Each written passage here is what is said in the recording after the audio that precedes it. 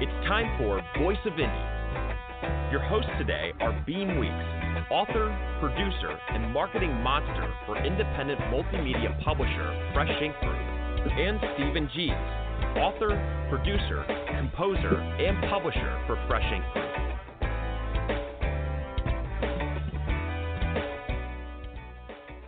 And good evening or good afternoon, wherever you're at. Welcome to episode number 12 of the Voice of Indie podcast. I am your host, Beem Weeks, and joining me as usual is my co-host, Stephen Gies. How you doing tonight, Stephen?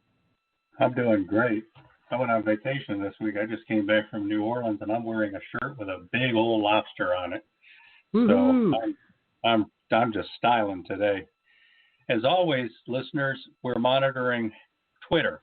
So if you're on Twitter, go to hashtag Fresh Ink Group, hashtag Fresh Ink Group, and you can post comments about today's show, or you can post questions for our guest today, or you can just put some malarkey on there, and we'll laugh and maybe read it out loud. But either way, Twitter, hashtag Fresh Ink Group. Yeah, Twitter. All right. And don't forget, you can also call in and be part of the show if you have a question or a comment for tonight's guest. That telephone number is 516-453-9902. Once again, that is 516-453-9902. So feel free to pick up that phone and give us a call. Keep in mind, all of these podcasts are previous shows with some really scintillating guests. Man, we've had some great guests. They're all on our YouTube channel, Fresh Ink Group. Go to YouTube and search Fresh Ink Group. Go to our channel, and you can find all of these previous shows. You can also find them if you go to freshinkgroup.com and click on the podcast tab. You can find them there. They're also over on Beem's website, beemweeks.com, and soon we'll be trying to get them up on stephengies.com. So we're going to put these out there everywhere so you can find them. Yeah, and like Stephen said, you can find them on the YouTube channel. You can also find our book trailers and audio short stories on the Fresh Ink Group YouTube channel as well. So go over there and just kind of dig around. And we're getting close to 100 subscribers. Help put us over the top. If you get over there, hit that subscribe button and, take a look around. We've got a lot of really cool stuff over there. Today, we are welcoming author Jeannie Sharpe. She's author of Christian romance series and children's books. Jeannie Sharpe has a deep love for writing Christian romance novels, but she has also published 2 children's books. Once There Was an Orange Truck, and Orange Truck helps Katie the kangaroo find her friends. Over the past several years, she has sold 8,000 copies of these 2 titles. Jeannie's other 2 romance novels are The Baker's Husband and Her Daughter's Preacher. A career in writing is a dream coming true, but Jeannie especially loves to sing with her talented husband, Vance, in many venues around the United States and Canada. On the lookout for new books by this passionate author. And welcome to the show, Jeannie. Do you have anything else you'd like to add to that bio? A lot of things that I could add, but I liked what Gary had to say, and thank you for having me on your show today. You're welcome. So how about we kick it off with where are you from and where do you live? I live in Blythewood, South Carolina, and I was born and raised in South Carolina. I was born in Charleston, and then my family, when I was 5 years old, moved to Camden, South Carolina. My father was a school principal and was transferred, and so then after I met Vance, who also grew up in Camden, South Carolina. We got married and moved over to the Columbia area. And then in 1989, 1 week after Hurricane Hugo, we moved to Blythewood, and we've been here ever since. I've never seen Blythewood. I love Charleston. I think that's one of the most beautiful cities in the country. Can you tell us a little bit about Can you tell us a little bit about your education?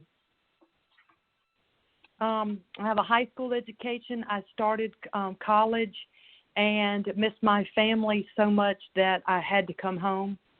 And But then I went to a technical school, which was local, and got an accounting certificate to work in an accounting office.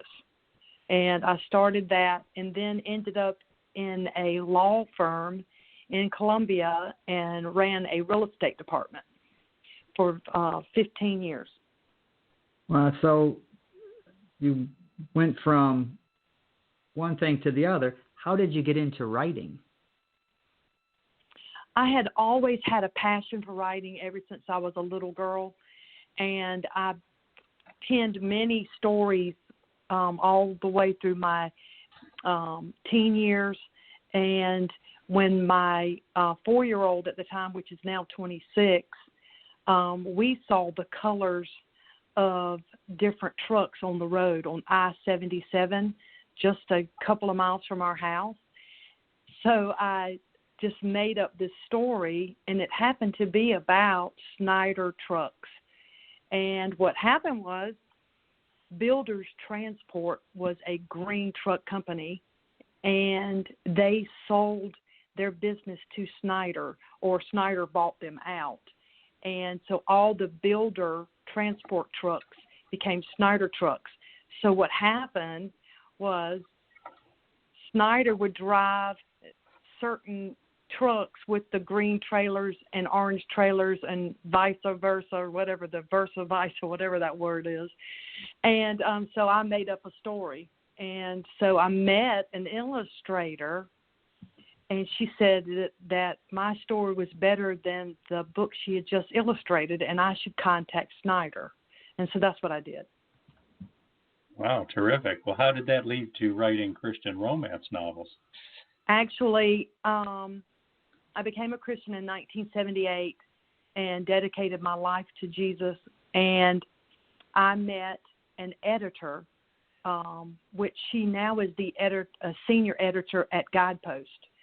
And she asked me to write a mystery, a Christian romance mystery. And I didn't exactly know what I was doing, so years after years of editing and learning, my first book came out, The Baker's Husband. And with Susan's help and love and guidance, that's how that book became a book. Now, Great. Christian romance, I mean, that's a unique genre, quite popular too. How do you come up with your stories for this particular genre? It's amazing to me. They just pop into my head, and I just start writing, and I just develop from the first character. The Baker's Husband, I don't know. I had that story in my head for years, and it just came out, and I just try to keep going with each story. And it's like it's deep inside, and I need to get it out. Well, your first two books in the series, the Second Chances series, are The Baker's Husband and Her Daughter's Preacher. You want to tell us a little bit more about those? What are the stories about? The Baker's Husband is about a baker whose husband disappears. He goes missing after he was in an automobile accident on a snowy night, and he was trying to make his way back home, and it had been 2 years since he'd been missing. And Chloe is the baker. Chloe is determined not to believe what the police and other people are telling her that her husband is dead. She just refuses to believe it, and she meets a detective that helps her look for him. And she doesn't want to, but she ends up falling in love with a man named Mitchell, the detective. And, of course, he immediately falls in love with her. And the story gets entangled, and it has a wonderful ending. Yeah, it certainly does.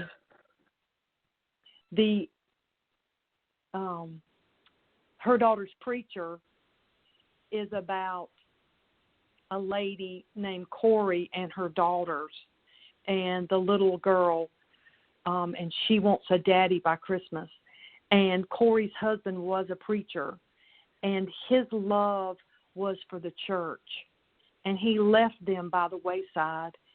And so Corey's heart grew cold, and didn't ever want to go back to church.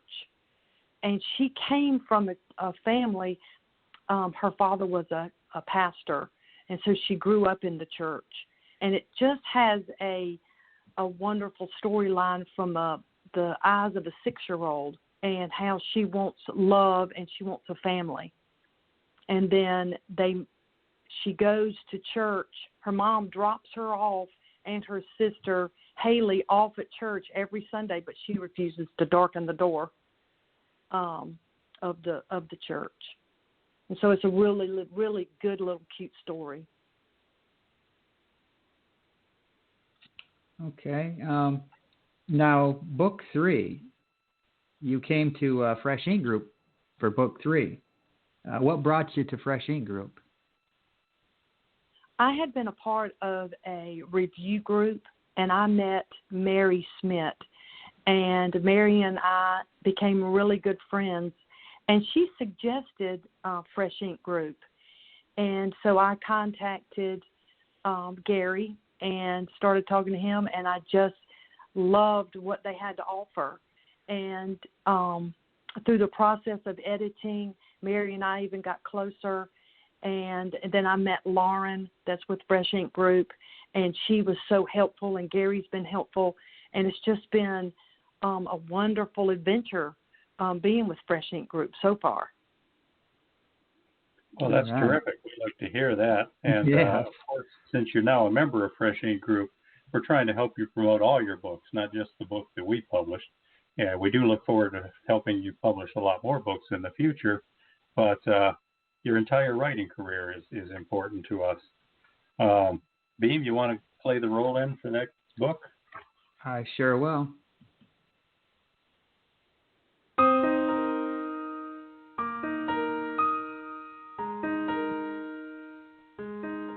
Now, from popular Christian romance author Jeannie Sharpe, A Chance to Choose. The life of a baker had been his dream since college, but a deep void surfaces every morning when Ben looks at himself in the mirror.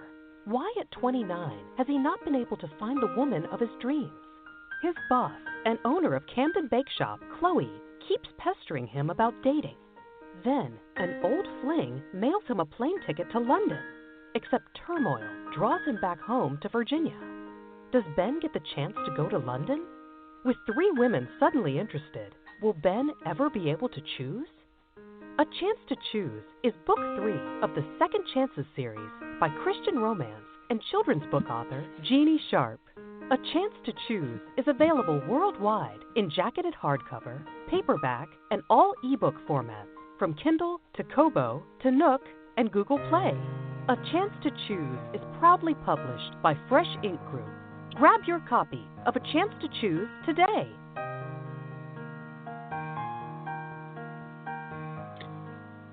All right, listeners, we are on with author Jeannie Sharpe tonight. And remember, you can join the conversation at 516-453-9902. Once again, that is 516-453-9902. And we do have a caller right now, so how about we take that? Hello, caller. You are on the air. What's your name and where are you calling from? My name is Jeanette Williams, and I'm calling from Lugoff, South Carolina. And I have read this book, and the first couple of chapters I thought was a little wordy, but then when I got into it, it was a page turner. I couldn't even sleep at night till I got through with the book. Well, that's good to hear. Do you have a question for the author? Well, no, I just wanted to give my comment on what the book is. It just meant a lot to me, and it's a very good written book. Well, we have to agree. Yeah. Jeannie, any? Yes, I'm here. You have anything to say to the caller? I just appreciate what you said, and it makes my day that a reader would love the pages and would support me in my efforts. And I thank you. God bless. Well, thank you for calling, Jeanette. Okay. Okay, we do also have a comment on Twitter, so I'm going to go ahead and go over here and read that. And this is from Verwayne Greenhoe. He's a regular listener. He says, I've been working on adding the romance genre to my mix of writing. Good romance stuff is hard to find. I just bought your 3-book series. I wish you the best, Jeannie. So there you go. You made a sale. Yay. Thank you so very much. All right. Yeah. Verwayne is a good guy who will help spread the word too. If he likes your book, he will tell the whole world about it. Yeah, and he just that's fantastic. He bought the series, so boom, there you go. Already. That's great. I want to remind listeners too that commercial you heard for the book, that's the soundtrack from the video book trailer, which is over on YouTube in the Fresh Eat Group channel. If you like that commercial, and I hope you do because we're proud of it, go on over there and watch the video too. And while you're there, subscribe and like. Yeah. Now, I have a question here, a chance to choose. There's a gentleman working in a bakery, and the first book in the series is The Baker's Husband. What's the connection with the bakeries? Is this just kind of the ideal place to set the stories, or is there a deeper meaning behind it? It's where the all the stories are coming out of that one bakery. I've never been to Camden, Maine, but I just love the pictures that you see, and it just looks like a romantic place. And so that's the place that I chose to write about. But the third book, A Chance to Choose, is about Ben, the baker's assistant. And he is all in the first 2 books, and he's meshed in the story, and it's like a continuation. And I chose Ben because he just never had a chance at romance in his life, and so now he has a chance to choose. Okay. So you've created an entire world that's based out of this bakery with this unique mix of interesting and quirky characters. And then each of them gets an opportunity to emerge and have a story as the book series progresses. Is that right? That's right. That's correct. And the 4th book that I have started, which I would like Fresh Ink Group to help me with, maybe to come out in the first of the year or maybe by the spring. And it's going to be about Ben's brother, Bradley. Okay. Wow, that sounds interesting. Mm-hmm. So you say, what's your intended release date on that? I would like to, between January and March, to try to have it ready. All right. So, listeners, keep an eye out for that one. How long does it usually take to write one of these novels? My first one, The Baker's Husband, took me 10 years. Wow. Because I can relate. Trust me, I can relate on that one. The second book took me 3 months, and A Chance to Choose took about 6 months to get ready. Well, that's good. So you're kind of developing a pattern or kind of a system, I guess, to where you can narrow it down and shorten the time. Yes, I think I had to learn so much about point of view, first, second, and third place, and all those things about editing, learning grammar, and it was just, you can tell a story, but sometimes you need to show it instead of telling it, and that was one of my hardest things to learn. And so my goal is to show the characters. Well, you mean it's not just sitting down at a typewriter and writing the story? Oh, gosh, I wish it was. That would be so much easier. I could get a book Isn't done it in a amazing week. isn't it amazing how you can create these characters and they just come alive and take on a life of their own? Yes, Yeah. and it's like that last caller that called in that said that it was, she couldn't put it down until she finished because the book actually comes to life. That's what a good book will do. Definitely. Okay, I'm not seeing anything else over here on Twitter. So, how about we slide into talking about the music ministry? Okay. With your husband, Vance. Yeah. How did this come about? Well, first of all, tell us a little bit about your husband, since he's your partner there in the music ministry and in life. He grew up in church, and his mom and dad were singers. And at the age of 2 years old, they would get him up in church, and he would sing. And then, as he was growing up, they taught him how to play the bass guitar, and his brother would play the guitar and the mandolin, and his sister would play the piano. And they would sing at church and old folks' homes and nursing homes, and they traveled around just South Carolina in their little station wagon. And unfortunately, he lost his parents to an automobile accident at the same time in 1984. And we were married, and then in 1985, he had the calling to carry on their ministry. And I always had a desire to sing with him, and God opened that door for us to sing together. And we started our full-time ministry in 1996. And we both quit our jobs, and I was working at the law firm at that time. And we both quit our jobs, and he was the owner of a TV repair shop where he sold TVs. You remember that way back when people had VCRs? Yeah. And he would he would repair those VCRs and TVs. And this is funny, but he would my dogs are excited that he just walked in the door. But he would pray for lightning storms to happen so he would have work. Yeah, that's interesting when you think about it, because, that's the way it was back in the day. But now if a TV goes on the blink, you just toss it out and get a new one. You don't really have the old TV repair shops anymore. Of course, TVs themselves have changed. He sold his business in 1996, and we started traveling by faith, going from church to church.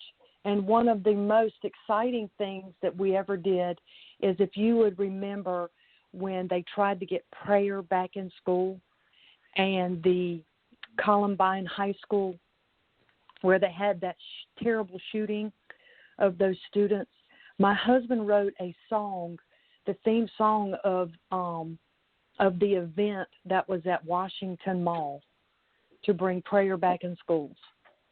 Okay. And that was an exciting event. Now, you just mentioned that you've been traveling around. What are some of the examples of the places that you travel to? We do like retreats for pastors and wives retreats or women's retreats. I speak and we sing at retreats, and then we'll just go to a church and do a concert. Really, no matter the size, from 30 people all the way to 1,000 people. We feel like if we have the opportunity to go, we go and we share what God has given us in our talents to sing. Well, how far have you traveled? We've gone all the way to Canada and into Mexico. We sang on a cruise ship for a cruise out of California, and we went all the way to Mexico and got to sing. That was real exciting. Yeah, that's very powerful motivation for him to be wanting to carry on his parents' ministry, his parents' mission. That's a wonderful legacy to have, and you should be proud of helping with that. I think it's probably a good time to listen to a little sample of your singing. Okay. Okay. This is Standing on the Promise. And it's not the whole song, but it's a good chunk of it so you get an idea on what they sound like.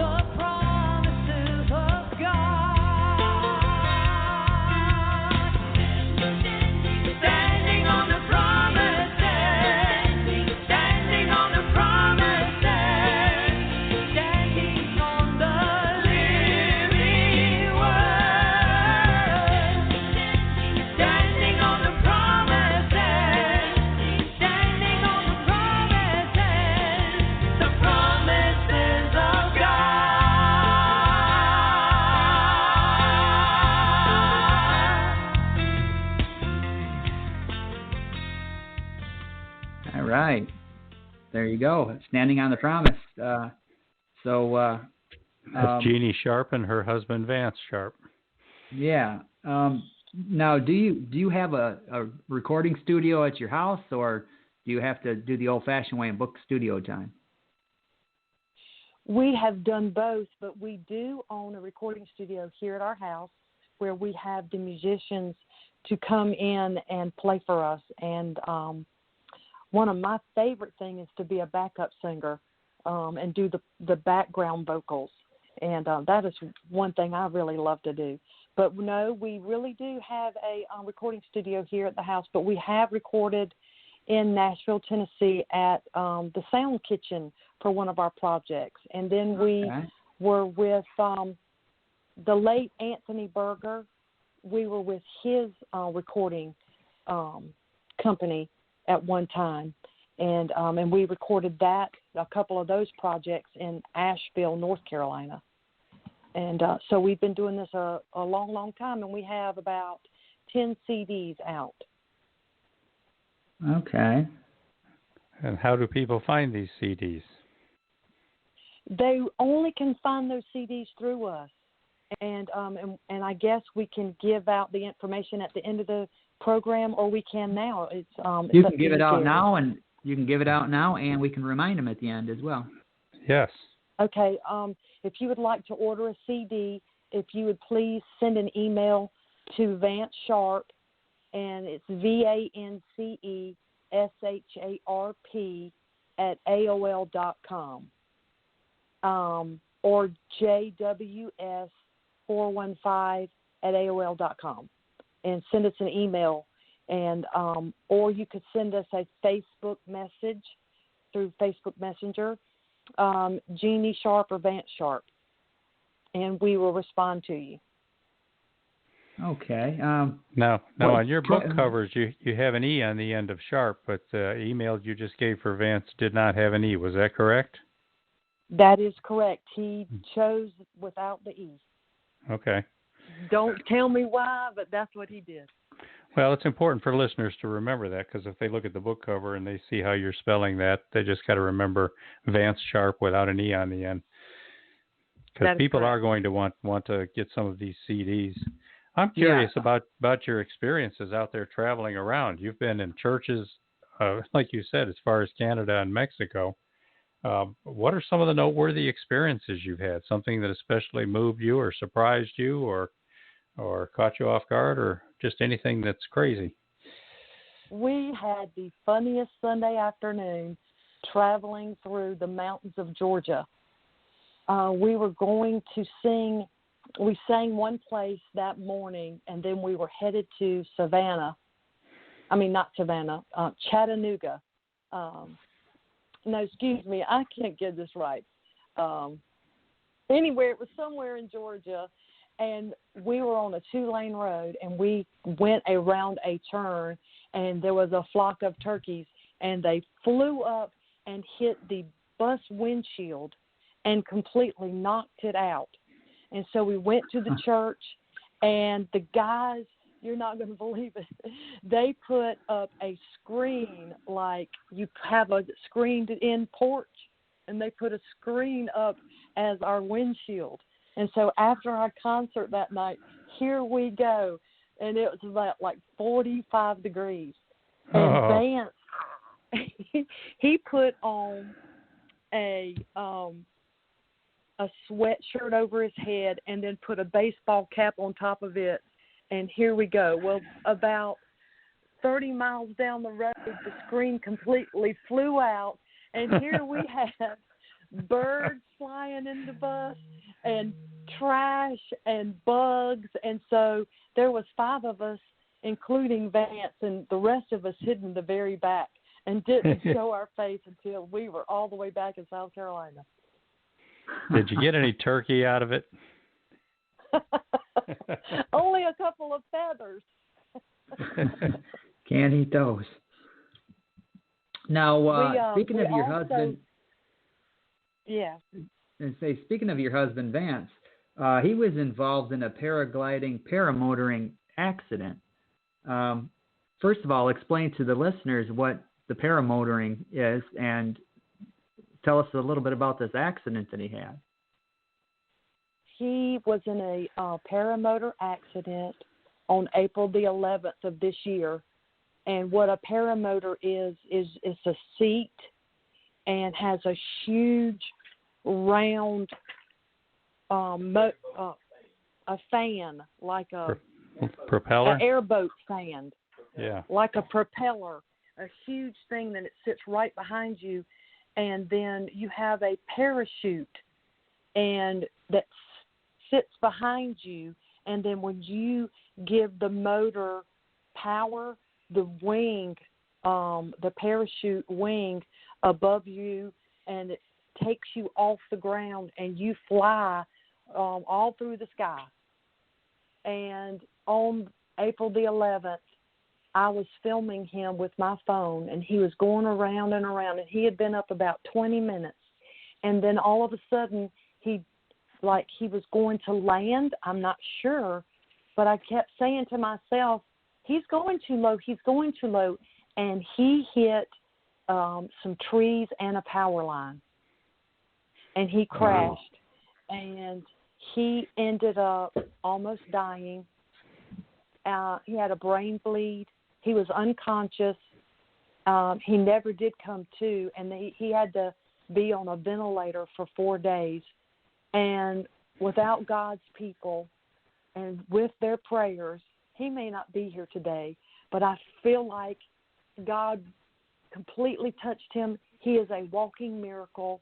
He has something to share, and when he sings, it's absolutely amazing now. Boy, I heard you estimated another time when we were talking, you estimated how high up he was? When he hit those pine trees. Oh, wow. That's essentially a seven-story building. And he crashed to the ground, and he broke several of his ribs. He broke his shoulder, and he had lacerations and cuts on him, but his worst injury was his brain bleed, and he had a collapsed lung, and he stayed in the hospital 28 days. And when was this? April the 11th, the day before Easter. And we were supposed to sing Easter Sunday morning at a church, in Lancaster, South Carolina, and the preacher said we ruined his service. Oh. Oh, so Wow. that was that. You mean that was April of this year? April of this year. Mm-hmm. And, Wow. And he has recovered fully? He has recovered fully. I mean, he Wow. is a walking miracle. That's I terrific. should say. Well, what got him into paramotoring in the first place? Midlife crisis. That's all I can say. Oh, so this is not something he'd been doing all his life. This is something he just took a notion and decided he had to get up there, huh? He watched video after video on YouTube and started following this this group. And so then he actually went to one of their fly-ins, and he came to me and said, "This is what I want to do." And so he saved his money, and he bought the paramotor thing, and then he bought a wing, and then he started taking lessons, and he would go and watch people fly. And then about February of this year, he and another friend of his that does paramotoring got him up, and this was his when he Fifth wrecked. flight. Wow. So is he still doing it? No. I told him that's grounds for divorce. Yeah, that was. I'm not going to be put through that again. I might have worded that question. Are you still letting him do that? No, the answer is no, never. Yeah, we're laughing about it, but I'm sure that was a very difficult time for you, very scary, and it was very scary. It's just terrific that he has recovered it, and wow, that's just great. We got another roll-in of some singing. Yeah. So how about we play a little bit of "I'm Gonna Make It"? Okay. And That's remember, my favorite listeners, song. you can order these CDs. Pay attention at the end, and we'll have Jeannie Sharpe run through the channels on how to get your copy.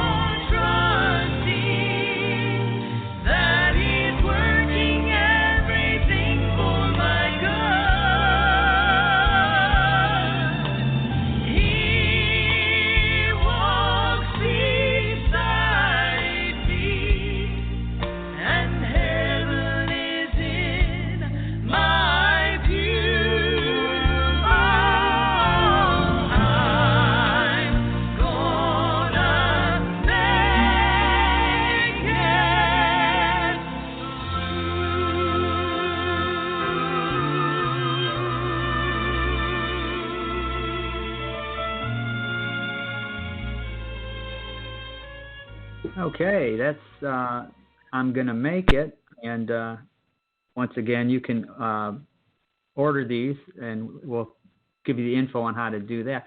I want to jump over on Twitter here real quick because Wayne Greenhoe, he's left a couple of messages on Twitter. First one, he was saying, nice voice. He likes it. He left that after the first one. I'm guessing that counts for the second one as well. And he said, an airboat in the sky. Holy cow. I get dizzy standing up some days. So do I. I'm glad the husband is recovered. God takes care of his own. And amen. That's a nice comment. Thank you, Verwayne. And then he said, that's beautiful. And I'm assuming he's talking about this most recent song we just played. And he's right. And I'm gonna pay a compliment here. It's a very high compliment. When I hear that, I think of Joni Mitchell, and like her orchestral version of Both Sides Now. It's just I think you're in a league with Joni, and that's a very high praise. Thank you. Yeah, I was thinking it has that really cool 70s vibe, especially the way it starts out, and that was Joni's heyday. Mhm. I remember that. Very. Now I'm hearing strings in there. Was that somebody with a keyboard, or did you actually have some strings players? It was all orchestrated for us. Not actually here at our house. It was done in, I don't know exactly where it was done, but Vance had it all orchestrated for us. Okay, and you said some of the musicians do come to your house to work on some of the recordings? Yes, we hired the best of the best. And I could just rattle off name after name, but they're just not coming to me. One of the best keyboard players we've had is a Southern gospel player, is Danny Crawford. And Tony Kreisman was a drummer that we used on a lot of our projects. Excellent drummer. And then we had a harmonica player that played for everybody and anybody in country music. And he passed away about 11 years ago. And I can't think of his name, but we would try to get the best musicians. And sometimes it got quite expensive, but we wanted a good quality CD for people to have. And how are you mixing and mastering? Is that being done at your house, or do the tapes go somewhere? We have done it here, and also we've sent it away to have it mastered and mixed. Doug Ward, which now lives out in California, he has mixed several of our projects.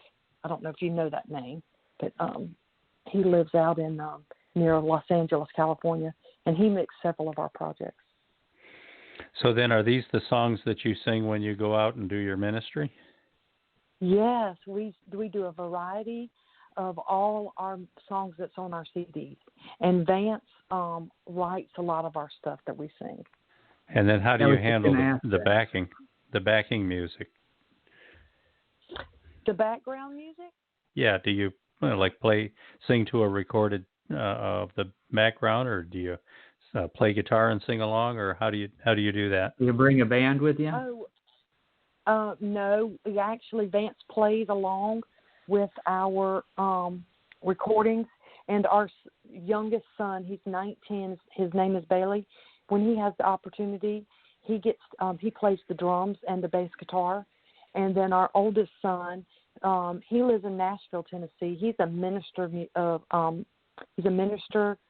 of music in Brentwood, Tennessee, which is right outside of Nashville. And he also sings and plays the guitar. And he leads worship through his church with a guitar. And so we do live music through our concerts, plus use the soundtracks. So Bailey has joined you at times? Yes, Bailey plays the saxophone, and he plays the bass guitar and drums. And every concert that we do, when he's available to go, because he's in college now, he's a freshman in college, praise the Lord. Anyway, that's another story all by itself. We could get into that. But he loves to play the drums and the bass guitar and his saxophone, and he goes with us when he can and plays. I don't know about you, Beem, but I want to hear that story. Yeah. About Bailey. Yeah. Bailey is amazing. When Bailey was 18 months old, he decided that we had gone to the mailbox to get the mail, and he decided he was going to drive the golf cart, and he flew over the top of it and ended up having surgery that day. Ooh. And he's a miracle also, and he just has been a handful his whole life. Wonderful blessing.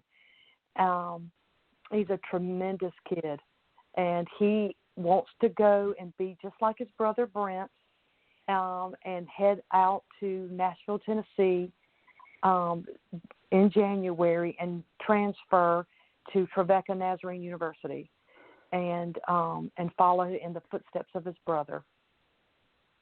And Brent, he's married. Has been married for 3 years, has no children, and he also works at the university during the day, and then he is a minister of music. I think they call that worship arts now. Whatever the new terminology is. I've not heard that term. Neither have I. Worship arts. Yeah. Yeah, he's a worship guy at a church. Concord Community Nazarene Church, and he does real well with that. Great. Okay. Well, we want to remind listeners we're talking to author and musician-singer Jeannie Sharpe, who has a music ministry, children's books, and a 3-book series, A Chance to Choose, with the latest one, the Second Chances series, and the latest one, A Chance to Choose, published by Fresh Ink Group, available everywhere. Hardcover, softcover, all the ebook formats worldwide. So we need to interrupt for a second here and play another commercial about one of our other authors' books, who's getting ready to release the 3rd book in her series in the coming weeks here. So this is a commercial for The Choice by Gwen M. Plano.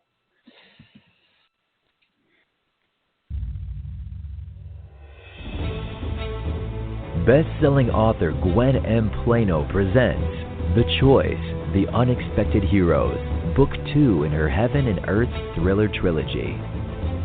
In the first book, co-penned by best-selling author John W. Howell, the Earth is threatened with a catastrophic event, and Heaven's leadership intervenes with extraordinary measures to ensure the survival of the planet. 2 souls volunteer to return to Earth and take human form as Brad Channing and Sarah O'Brien. The Choice picks up where the first book ends, at an Air Force base in Northern California. The base commander invites Brad's former Navy SEAL instructors to help him determine who is behind 2 very personal murders. Their deaths are part of a bigger plan, and the commander urgently needs to thwart that plan. Implicated are key Washington, D.C. officials. A confidential team uncovers a traitorous conspiracy that has as its goal world domination. The pressing question is, who can be trusted and who cannot? Grab your copy now of The Choice, The Unexpected Heroes by Gwen M. Plano. Available worldwide in hardcover, paperback, and all major ebook formats. The Choice is proudly published by Fresh Ink Group.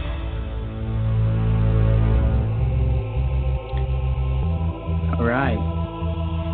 That's a terrific book series. It's Christian thriller mystery kind of stories.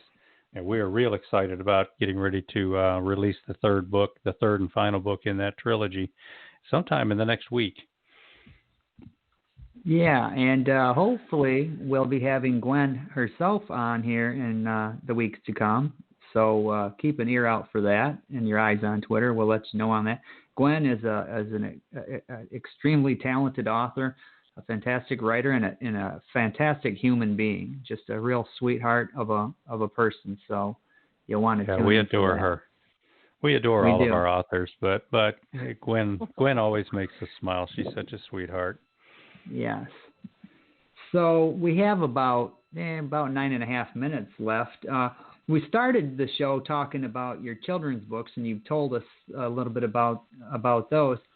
Do you have any future plans for more children's books to go along with your Christian romance books? Or republishing the two that you already have. Yeah, I would love to. I have about 17 children's stories written.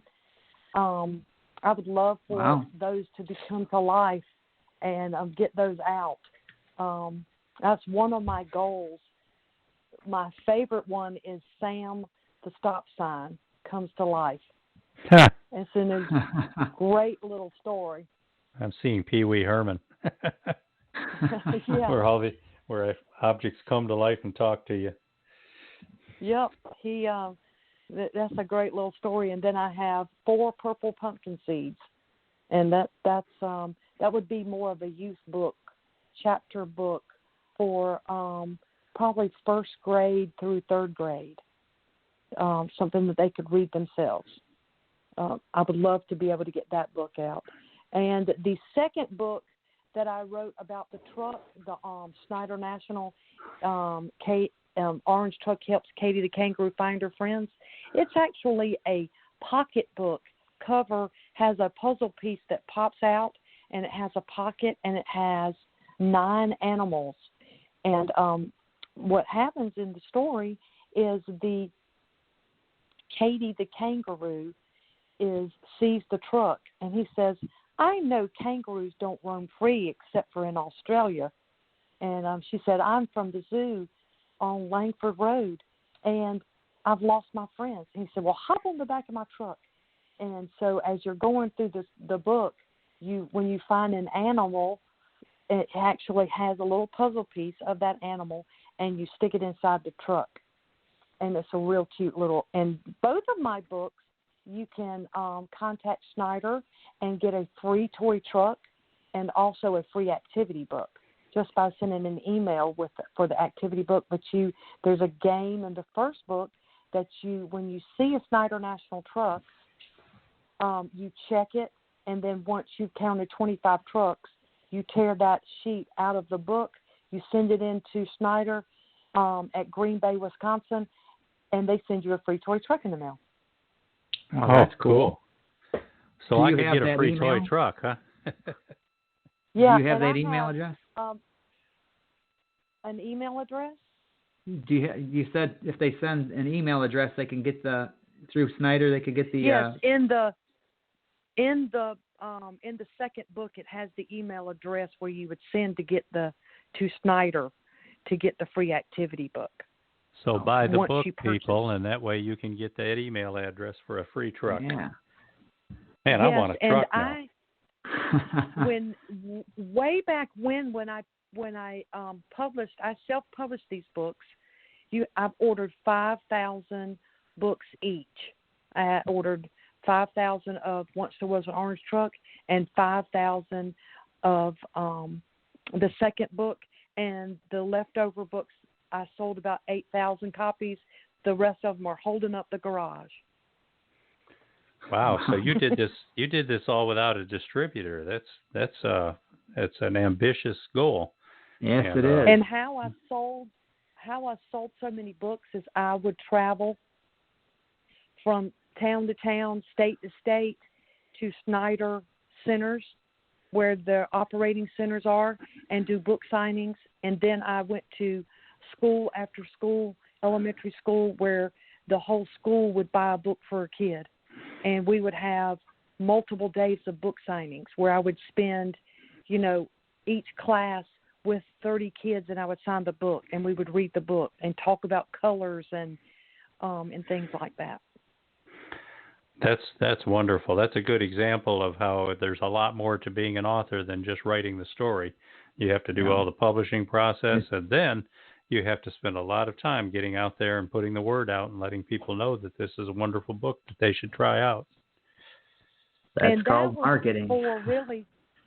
That was before ebook was popular and distribution sales And I really didn't know anything about that. I just wanted to be a book author. And so I did the only best thing I knew how to do, was just get out there and sell books. Well, good for you. That's what we like to see in a Fresh Ink Group author. In fact, that's pretty much what we see in all of our Fresh Ink Group authors. They understand the importance of getting it out there. Yeah. I'm kind of curious about your day-to-day life in Blythewood. I mean, I'm a person from up north who's now living in Alabama, and it's a very different world down here than what I'm used to. And South Carolina, every time I've been there, it strikes me as a beautiful place. So what's day-to-day life in Blythewood? Well, we have Myrtle Beach, which is the most popular thing in South Carolina. But since COVID-19 hit, there's not really a whole lot of things to do, and everybody's wearing a mask. But day-to-day life is looking forward to the trees turning. I love fall, and I love Christmas time, being with family. My family is really important to me, and we all get together for Thanksgiving, and then here comes Christmas, and then we get together again. One of the most popular things in Camden is they have horse racing. That's real popular. As far as Columbia is the capital of South Carolina, and it's just a beautiful town, and it's a fun place to visit. So I bet the people around Blythewood know you and admire and respect you, and I bet some of them have read some of your books. I have actually, over the last week, sent out about 30 copies of my new A Chance to Choose, along with my other copies, and of The Baker's Husband and Her Daughter's Preacher, to all my friends around South Carolina and a couple of outside of South Carolina. And I do have a pretty good fan base, and I so appreciate everyone that reads my books. Everyone. Yeah. That's, yep. So that's a writer's best friend, is a reader. You're exactly right. We need a lot of readers. We're here promoting A Chance to Choose, the third book in the Second Chances series by Jeannie Sharpe, Jeannie Sharpe, which you can find in hardcover, softcover, and all the ebook formats worldwide. We heard you do a little bit of shouting out about putting that book together. You mentioned Gary, the publisher, and Lauren, the associate publisher, and of course Stephen G's and Beem Weeks get involved in helping you with these. Is there anybody else in like helping you with editing and story ideas and things like that you'd like to give a shout out to? Mary Schmidt is a wonderful friend and author who helped me edit A Chance to Choose, and I want to give her a shout out and just tell her that I love her, and I so appreciate all of what she's done for me. Yeah, okay. Mary right now is she's suffering from COVID-19 and on the road to recovery. So we wish her the very best. She's another Fresh Ink Group author and a good friend of everybody here. Yeah, get well soon, Mary. We do have to wrap this up because we are down to our final 60 seconds. But I want to take this time to say thank you so much for joining us tonight, Jeannie, and taking the time out of your evening to spend it with us and our listeners. Oh, well, thank you so much for having me, and it's just been a pleasure to be a part of this. Great. Well, we're proud to have you. And listeners, remember, you can catch this broadcast again on YouTube. When you get over there, make sure you subscribe and like what you see. And we'll be back again. We're here every Wednesday at 8 p.m. Eastern Time, and be sure to tune in. Well, we're going to try to have Gwen Plano next week. We need to confirm that with her, but a little bit of luck, you'll get to meet her.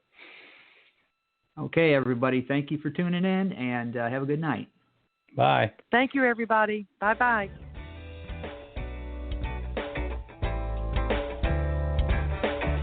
You've been a part of Voice of Indie, a production of Fresh Ink Group. Spread the word, support our guests, then find us at freshinkgroup.com and be sure to hashtag Fresh Ink Group.